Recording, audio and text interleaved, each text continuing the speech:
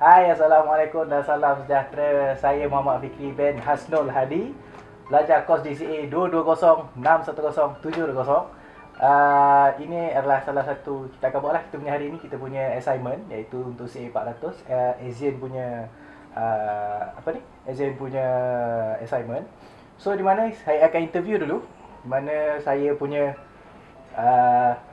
resepi saya yang memang sangat familiar lah di antara kami semua adik-beradik, antara memang betul wajib lah. Apa-apa occasion, lantaklah tahnik ke, tak tahnik ke, raya ke, Christmas ke, ada apa-apa occasion mesti wajib ada. Okey, bersama saya petang ini, lain dan tak bukan, siapakah dia? Dia adalah bapa saya, iaitu Hasnul Hadi bin Ahmad, yang mengajar saya resepi ni daripada saya jenam Lebih kurang lah. lebih kurang. So, mari kita tak boleh ngagak bahasa. Kita tanyakan di manakah apakah resepi kita punya rendang ni, nama dia. Okey, resepi ni kalau nak ikut nama memang tak ada lah, tapi diberi oleh arwah mak saya, arwah ibu saya.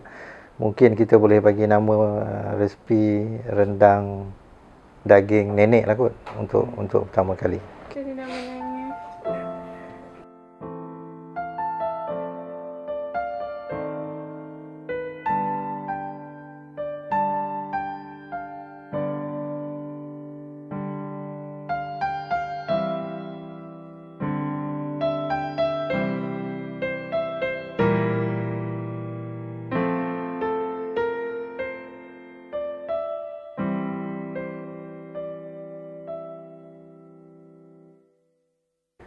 Okey, soalan yang seterusnya kita akan pergi, selalunya bila kita makan rendang ni lah.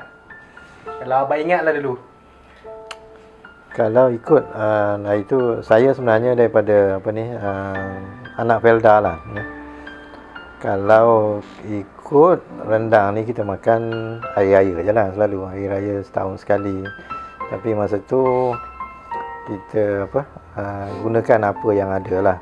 Kan resepi ni cuma pada bila diturunkan kepada saya tak adalah modified banyak sangat. Dia cuma lebih kepada sesuai dengan keadaan hari ni lah. Macam hari ni kita guna daging frozen kan, Daging frozen. So daging frozen ni kita pakai pressure cooker lah. Dan yang lain-lain bahan-bahan tu kita gunakan resepi yang asal. Selain daging dan occasion yang lain cuma bila dengan anak-anak saya ni, saya selalu masak resepi ni, menu ni. Of course yang pertama selalu hari raya, ataupun anak-anak juga selalu request untuk rendang ni dalam macam Miki sebut tadilah, dalam occasion yang lain. Baru ni kalau ada reunion perhimpunan keluarga, ataupun ada tak ada semestinya occasion yang tertentu lah. Kita rasa kita nak masak, kita masak je menu ini. Dan selalu memang request daripada anak-anak saya lah untuk menu rendang ini. Okey lah, kita nak tanya soalan yang agak kritikal, agak yang soalan kritikal yang orang selalu ni lah. Ada ke resepi rahsia ke dalam rendang ni? Disebabkan selalunya kalau kita masak pun resepi ni kalau bawa pergi mana-mana, orang bawa jamuan ke apa, memang orang akan tanya. Saya tak tahulah apa ramuan dia, hidung ke apa. Nak kata secret resepi tu tak ada. Cuma rendang ni dia masak menggunakan waktu yang agak lama. Yang pertama daging tu kalau kita guna frozen, ialah dulu tak ada pressure cooker kan yang lama, dan dia kena masak dengan sabar lah kot. Sebab lama nak masak ni, itu sajalah. Yang pertama kita kena tumis tadi tu, kita kena betul-betul tumis tu, bawang tu kena betul-betul tumis. Lepas tu bila kita masukkan bahan kisar tadi, dia perlu masak supaya nanti orang makan tak sakit perut sebab dia banyak bahan mentah itu, dengan halia, bawang apa semua tu dia perlu masak betul-betul, serai apa semua. Lepas tu baru kita masukkan kita punya daging. Dan yang proses yang kedua, kita nak bagi kering pula air daging tu. Itu bagi dia betul-betul kering, barulah kita masuk bahan-bahan yang seterusnya lah. Nak kata secret pun tak. Kalau tengok dekat YouTube, dekat mana-mana, lebih kurang sama je dia punya bahan-bahan tu. Cuma mungkin cara tu lah, cara masak tu kena sabar dan kena lama lah. Kalau macam kita nak makan tengah hari, pagi lah kita kena masak. Cuma kalau dulu, masa saya di kampung dulu, kita masak dengan kayu api. Kita tak guna gas lah macam hari ni. Itu lagi, sebenarnya kalau kita dapat masak gunakan kayu api, lagi apa, aroma dan naik lagi naik lagi lah ya. Sebab itu kalau macam ke rumah nenek ke rumah opah ke kan, opah selalu dia kita masak kat luar. Lagilah dan pakai kawan lagilah dia punya apa rasa tu, sambil kita sebelah sini kita bakar lemang dan sebelah sini kita selalu akan masak rendang. Jadi dia punya tu aroma. Cuma kita hari ni tak dapat lah rasa yang tu lah. Saya rasa itulah yang buat dia punya apa, dia punya rasa tu. Keunikan yang pertama kena masak perlahan, dia tak boleh rushing, dan yang kedua menggunakan apa tu, of course lah, apa, barang-barang yang fresh lah. Barang yang tu dia kurang akan jadi. Kalau boleh macam tadi kita apa, jintan manis, jintan putih, apa semua tadi kan, lepas kita sangai tu kita grind dia. Bukan tak boleh pakai serbuk, cuma rasa tu dia kata akan rasa lain lah. Itu yang akan bagi dia punya tu. Okey, untuk yang terakhir, sebab kita punya produk dah siap, yang saya buat sendiri, tak tahulah sama apa kurang ke tak. Saya tak melengahkan masa, saya minta jemput abah saya lah rasa. Sama tak sama. Ni ada pulut kuning ni, siapa yang pula yang masak pulut kuning? Pulut kuning ni kita masak off camera lah, sebab selalunya ini memang yang saya rasa dia punya daging dulu. Rasa dulu daging. Sebab selalu pulut kuning ni memang selalu dimakan lah untuk family kami. Tak ada rendang ni mesti kena ada pulut kuning. Tak ada memang tak cukup. Garam macam tak bubuh ni. Bubuh garam tak ni? Bubuh. Saya rasa dah bubuh banyak dah tu. Tak rasa juga kena tambah lagi lah kot. Okey. Ini sebenarnya resepi saya. Tapi kalau resepi yang dah modified, kita pedas lagi. Sebab isteri saya tak boleh sangat makan ni. Dia tak berapa pedas. Selalu kalau isteri saya makan, dan anak-anak saya yang lain makan, dia akan pedas lagi. Jadi kalau rasa nak pedas, kena tambah cili lah. Tambah cili ataupun boleh gunakan cili padi. Cili padi kita tambah. Saya memang kurang pedas, tapi ini memang saya punya resepi lah, yang ori lah. Kalau nak pedas, boleh tambah lagi. Okay, thank you. Sedap. Nampak pun abah saya pun dah rasa kita punya rendang. Saya punya rendang yang saya masak tadi ikut resepi dia. Dan approval dia tak banyak sangat, cuma ada kurang-kurang sikit. Tanpa melengahkan masa, marilah kita ke video cara penyediaan dia. Let's go!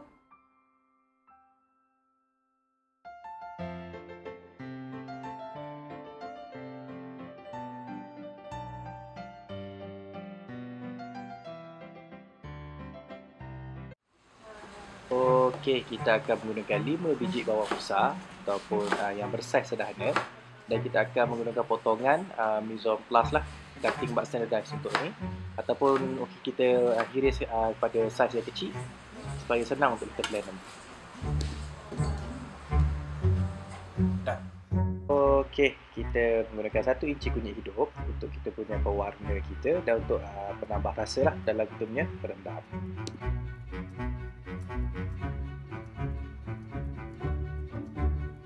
Okey, sekarang kita akan menggunakan 2 inci lengkuas untuk resepi kita, dan di potongan dia berbentuk peronua ataupun lebih kecil lah, sekecil lebih senang orang kata nanti untuk kita blend kan. Alright. Okay, sekarang kita akan hiriskan kita punya halia yang bersaiz 2 inci ataupun lebih besar lagi bagus lah untuk kalau nak flavor lebih. Dan potongan sebenarnya mise en place je, sebenarnya cutting box standardized lah kiranya semuanya.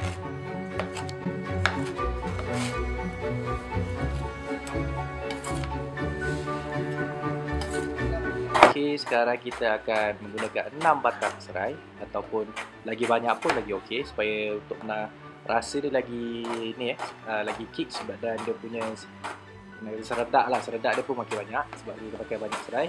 Dan jenis potongan saya hanya menggunakan rondel.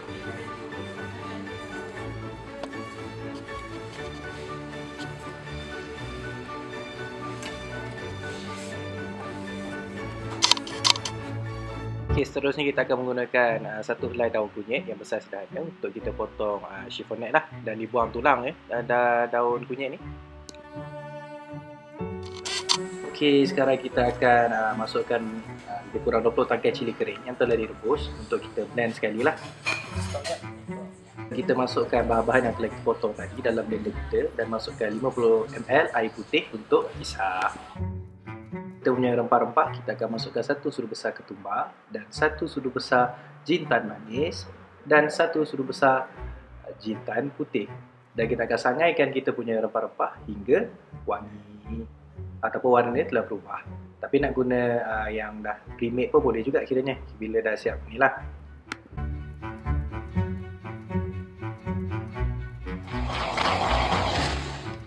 Okey, setelah kita dah sangai kita punya bahan-bahan rempah-rempah kita tadi, kita buatkan kiranya kisarkan dia hingga halus menggunakan kita punya lesung bata ataupun mortar and pestle kita. Tapi untuk gunakan kita punya fruit processor pun apa yang blend kering tu, itu pun dah okey memadai. Cuma untuk pakai ni tekstur dia lebih kasar lah, di mana saya suka.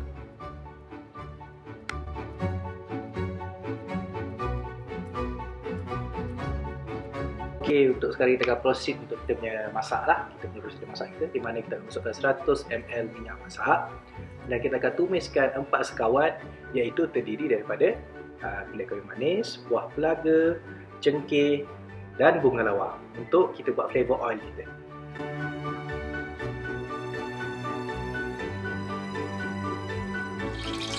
Okey, setelah tu kita akan tumiskan kita punya 1 biji bawang besar yang dipotong mayang ataupun chiffonette yang halus lah sebenarnya kita, untuk menambahkan rasa flavor oil kita lagi rasa rich dengan rasa bawang, sebab bawang ni ada karakteristik dia yang manis.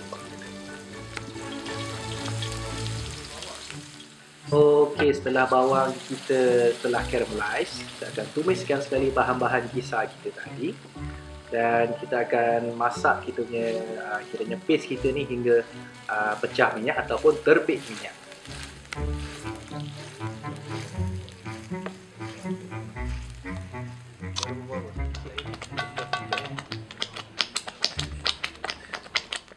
Setelah kita punya paste sudah pecah minyak, kita akan masukkan daging kita lebih kurang 2 kg yang telah direbus ataupun di pressure cook, sebab supaya kita punya ni lebih senanglah, kita punya tempoh masak kita tu lebih singkat. Tapi jika kita pakai daging yang grade dia tinggi, tidak perlulah untuk kita rebus dulu sebab dia senang untuk lembut.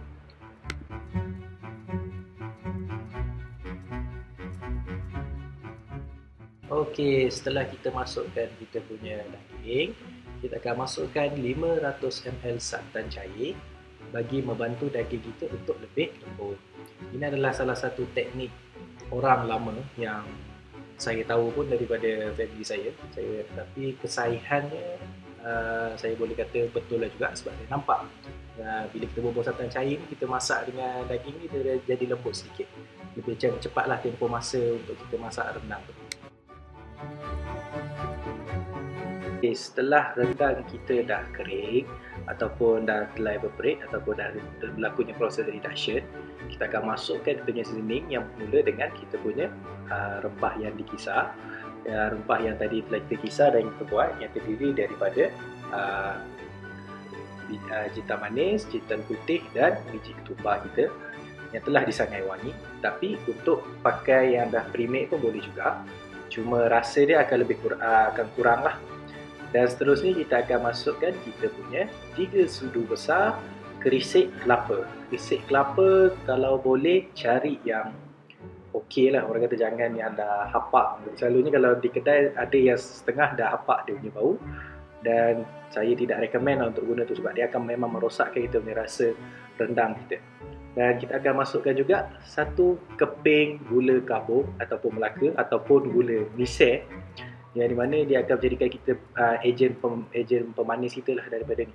Sebab sebenarnya dalam resepi ni kita hanya gunakan ini saja, gula yang kiranya untuk bahan manis saya gunakan gula kabung saja.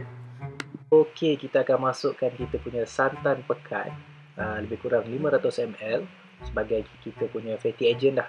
Fatty agent dah untuk tambah kita punya moisture yang telah hilang tadi.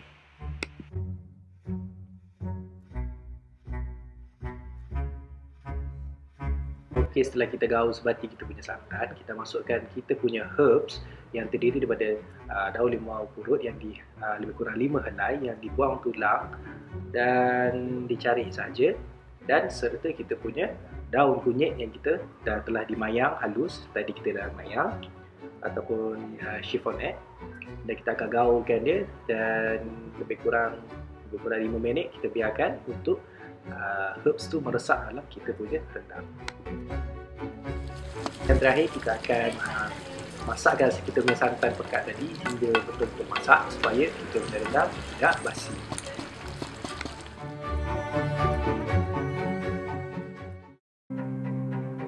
Saya berbackgroundkan seorang student account pada zaman sekolah. Jadi pilihan saya ini untuk memasuki dunia kulinari amat berbeza dengan apa yang saya pelajari. Jadi perkara ini telah menjadi tanda persoalan bagi rakan-rakan saya dan serta guru-guru di sekolah mengapa saya pilih jalan ini. Tetapi saya ingat balik, saya bermula masuk ke dapur pada umur saya 9 ke 10 tahun untuk menolong mak dan bapak saya masak. Tolong jangan buat terkejut sangat. Jangan buat terkejut sangat. Ya, memang betul. Bapak saya pun masak waktu ketika itulah. Dan saya ingat kalau dulu mak bapak saya memang sering tukar-tukar lah, bergilir-gilir lah untuk menyediakan juadah harian, orang kata, untuk adik-beradik. Dan baik lelaki baik perempuan memang semua kena tolong masak tolong masak lah di dalam ni.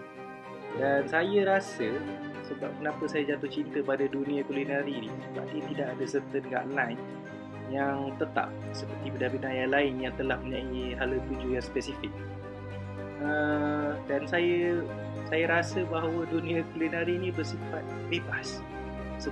Saya rasa saya ni seperti seorang pelukis yang diberi satu kanvas putih untuk mencurahkan kreativiti masing-masing, dan ilmu kulineri itu hanya sebagai alat untuk chef-chef seperti kami ni untuk teruskan mencorak langkah sendiri untuk menghasilkan karya teragus sendiri.